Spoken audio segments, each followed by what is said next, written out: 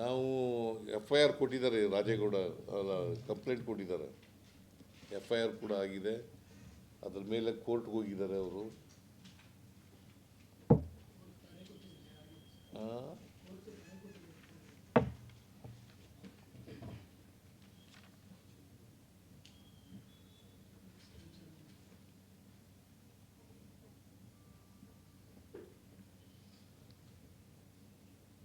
ಆಮೇಲೆ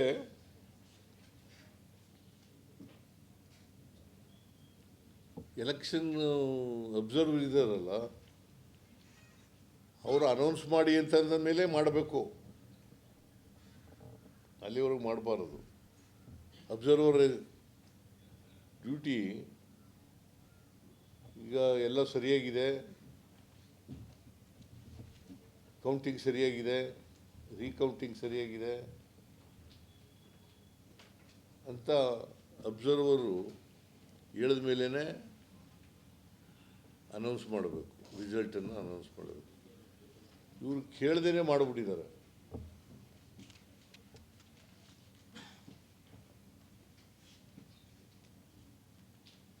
ಇದ್ರ ಮೇಲೆ ಏನಾದ್ರು ಪ್ರಶ್ನೆಗಳಿದ್ರೆ ಕೇಳಿ.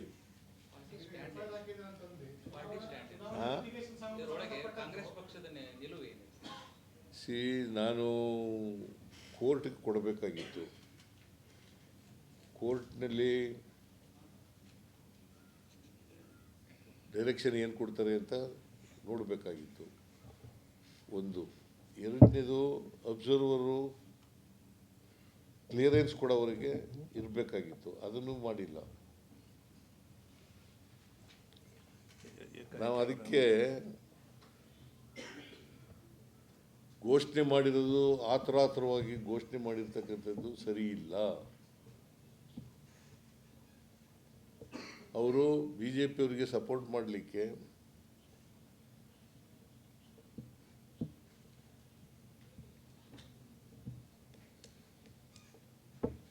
ಘೋಷಣೆ ಮಾಡಿದ್ದಾರೆ ಅಂತಕ್ಕಂಥದ್ದು ಒಂದು ಆರೋಪ. ಎರಡನೇದು, ನಾವು ಇದನ್ನು ಚಾಲೆಂಜ್ ಮಾಡ್ತೀವಿ, ಅದು ಬೇರೆ ಪ್ರಶ್ನೆ. ಬಟ್ ನಾವು ಕ್ರಿಮಿನಲ್ ಕೇಸ್ ಹಾಕಿದ್ದೀವಿ, ಅದು ನಿಷ್ಪಕ್ಷಪಾತವಾಗಿ ನಡೀಬೇಕು.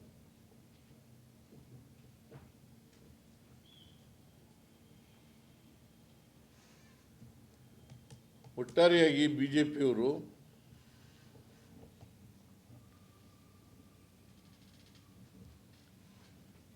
ಕ್ರಿಮಿನಲ್ ಕಾನ್ಸ್ಪಿರಸಿ ಮಾಡಿ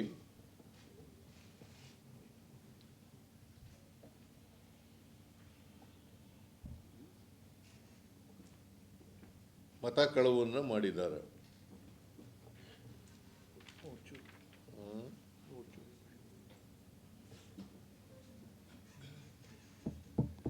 ಆಮೇಲೆ ಎಲೆಕ್ಷನ್ನು ಈ ಕೌಂಟಿಂಗ್ನಲ್ಲಿ ಫ್ರೀ ಆ್ಯಂಡ್ ಫೇರ್ ಆಗಿ ನಡಿಬೇಕಲ್ವಾ.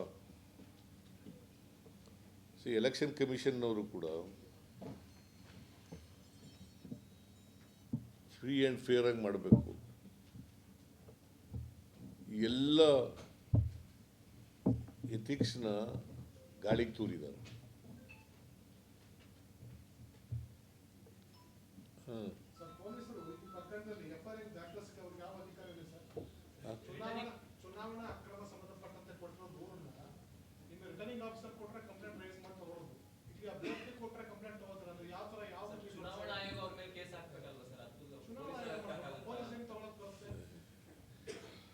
ಈಗ ಕ್ರಿಮಿನಲ್ ಕಾನ್ಸ್ಪಿರಸಿ ನಡೆದಿರೋದು ನಮ್ಮ ಪ್ರಕಾರ ನಿಜ,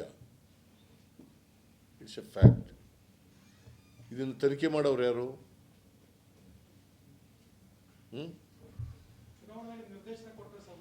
ಯಾರು ಮಾಡ್ಬೋದು. ಕಾನೂನಿನಲ್ಲಿ ಎಲ್ಲೂ ಕೂಡ ಪೀಪಲ್ಸ್ ರೆಪ್ರೆಸೆಂಟೇಷನ್ ಆ್ಯಕ್ಟ್ನಲ್ಲಿ ಎಲ್ಲೂ ಕೂಡ ಪೊಲೀಸ್ನವರು ತನಿಖೆ ಮಾಡಬಾರ್ದು ಅಂತ ಇದೆಯಾ?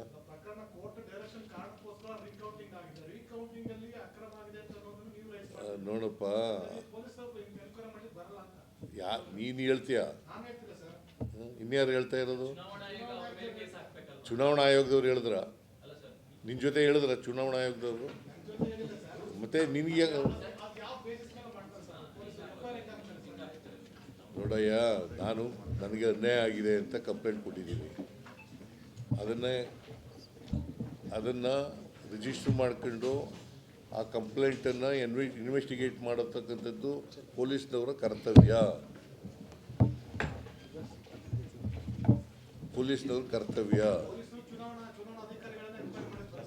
ಮಾಡಬಾರ್ದು. ಯಾಕೆ ಮಾಡಬಾರ್ದು?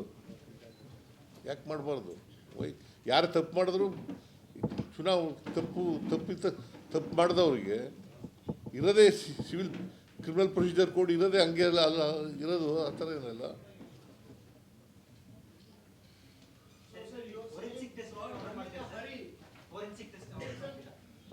ನೆಕ್ಸ್ಟ್ ಪಾಯಿಂಟು, ಇಡೀ ದೇಶದಲ್ಲೇ ಇಂಥ ಕ್ರಿಮಿನಲ್ ಆಕ್ಟಿವಿಟೀಸು ಎಲ್ಲೂ ನಡೆದಿಲ್ಲ.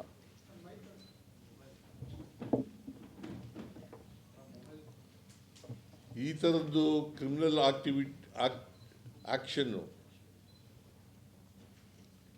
ಆಕ್ಟಿವಿಟಿ ಬಹುಶಃ ಇದೇ ಮೊದಲು ನಡೆದಿರೋದು ಅಂತ ಅನಿಸುತ್ತೆ ನನಗೆ.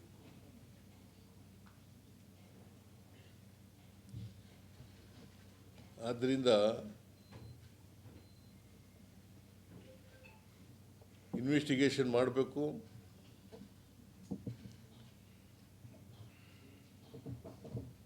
ಇನ್ವೆಸ್ಟಿಗೇಷನಲ್ಲಿ ಸತ್ಯ ಹೊರಬರ್ತಕ್ಕಂಥ ಕೆಲಸ ಆಗಬೇಕು.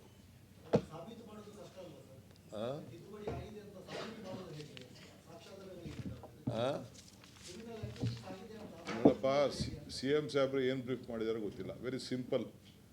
ನಾವೆಲ್ಲ 20-20 ಎಲೆಕ್ಷನ್ ಮಾಡಿರೋರು, ಸ್ವಂತ ನಿಂತಿರೋರು. ಯಾವುದೇ ಒಂದು ವೋಟ್ ಹಾಕ್ಬೇಕಾರೆ ಹಿಂಗೆ ತೋರಿಸ್ತಾರೆ, ರೇವಣ್ಣಗೆ ಓಟ್ ಬಿದ್ದಿದೆ, ಸಿದ್ದರಾಮಯ್ಯನಿಗೆ ಓಟ್ ಬಿದ್ದಿದೆ, ಶಿವಕುಮಾರ್ ಓಟ್ ಇದೆ ಅಂತ ಎಲ್ಲರಿಗೂ ತೋರಿಸ್ತಾರೆ. ಹೌದು, ಕರೆಕ್ಟಾಗಿ ಓಟ್ ಬಿದ್ದಿದೆ ಅಂದ ತಕ್ಷಣ ಹಿಂಗೆ ಇಡ್ತಾರೆ.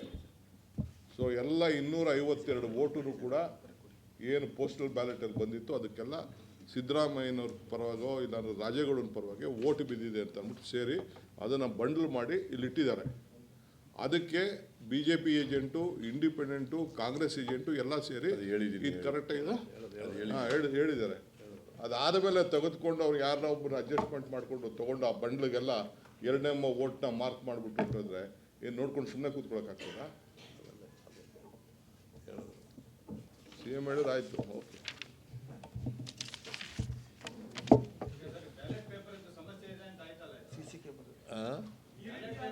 ಪೋಸ್ಟಲ್ ಬ್ಯಾಲೆಟೇ ಮಾಡಬೇಕಲ್ಲ. ಏನು ಮಾಡಬೇಕಾಗಿತ್ತು ಅಂತಂದರೆ, ಕೇಳ್ರಿ, ಒಬ್ಬೊಬ್ರು ಮಾತಾಡಿಯಪ್ಪ. ಅವರು ನೀನು ಮಾತಾಡಿದ್ದೆ. ಅವರು CC ಕ್ಯಾಮ್ರಾ ರೆಕಾರ್ಡಿಂಗ್ ನೋಡ್ರಿ. CC ಕ್ಯಾಮ್ರಾ ರೆಕಾರ್ಡಿಂಗ್ ನೋಡ್ರಿ.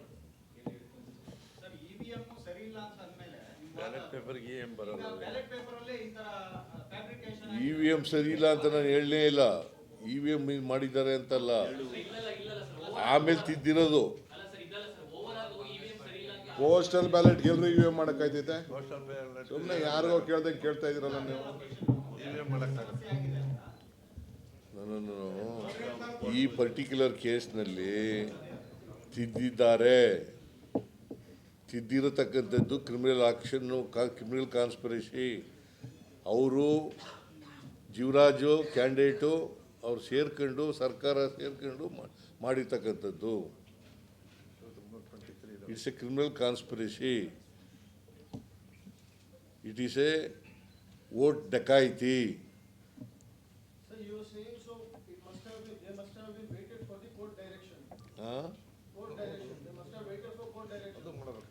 ಕೋರ್ಟ್ ಡೈರೆಕ್ಷನ್ ಈಗ ಅನೌನ್ಸ್ ಮಾಡಿಬಿಟ್ಟಿದಾರಲ್ರಿ. ಈಗ ಇಲ್ಲಿವರೆಗೆ ರಾಜೇಗೌಡ MLA ಆಗಿದ್ದ, 201 ವೋಟ್ ಬಂದಿದೆ ಜಾಸ್ತಿಯಾಗಿ ಅಂತ ಹೇಳಿ ಲೀಡು 201 ವೋಟ್ ಇದೆ ಅಂತ. ಈಗ ಜೀವರಾಜನಿಗೆ 52 ಬಂದಿದ್ದಾವೆ ಅಂತ ಮಾಡಿದ್ರು. ವ್ಯಾಲಿಡ್ ವೋಟ್ನ ಇನ್ವ್ಯಾಲಿಡ್ ಮಾಡಿದ್ರು. ಇನ್ವ್ಯಾಲಿಡ್ ಮಾಡಿದವ್ರು ಯಾರು? ಜೀವರಾಜ ಮತ್ತು ಸಿಬ್ಬಂದಿ. ಅವರು ಕೌಂಟಿಂಗ್ ಆದ ತಕ್ಷಣವೇ ಮಾಡಿಬಿಟ್ಟಿದ್ದಾರೆ. Otherwise you would not have filed the petition for the recounting, particularly for the same thing. ಬರೀ ಅದಕ್ಕೆ ಮಾತ್ರ ರೀಕೌಂಟ್ ಆಗಬೇಕು ಅಂತ. ಪೋಸ್ಟಲ್ ಬ್ಯಾಲೆಟ್ಗೆ ಯಾಕೆ ಕೇಳಿರು recount? And he has said that he is going to win by ಇಷ್ಟೇ ಓಟಲ್ಲಿ ಗೆಲ್ತೀನಿ ಅಂತ ಎಲ್ಲ ಸಹಚರಿಗೆ ಹೇಳಿದ್ದಾರೆ, ಇವತ್ತು ಟೋಟಲ್ ಗೆಲ್ತೀವಿ ಅಂತ ಎಲ್ಲ ಹೇಳಿದ್ದಾರೆ, ಬೆಟ್ಸ್ ಕಟ್ಸಿದ್ದಾರೆ, ನೀವು ಹೋಗ್ಬಿಡಿ ಅಂತ ಹೇಳಿದ್ದಾರೆ. ಆಗ್ಲೇನೆ ಕೋರ್ಟ್ ಕೇಸ್ ಹಾಕಿದೆ